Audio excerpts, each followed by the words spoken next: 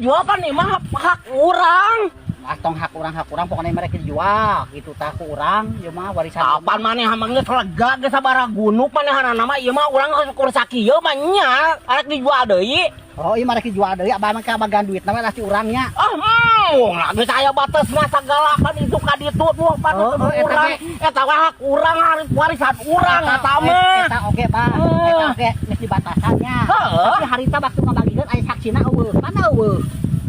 Pan geus dibagi-bagi ya teh maneh mah geus kabagian kumaha bagian naon imah naon lari urang sakieu deui arek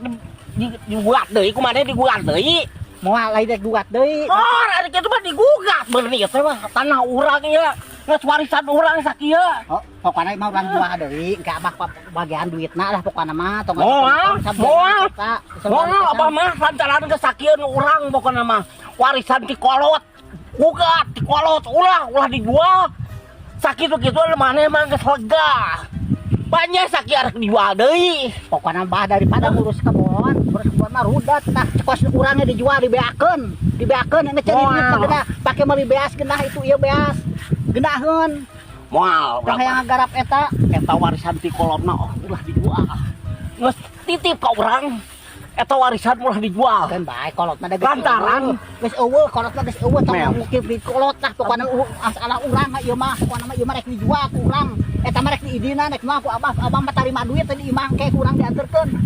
bener eta dijual ku maneh rek dijual ku maneh jual enak aing ngarek bantu sagala jual enak beresan ku maneh makan sakalian jeung wadah datang jeung cukup-cukupna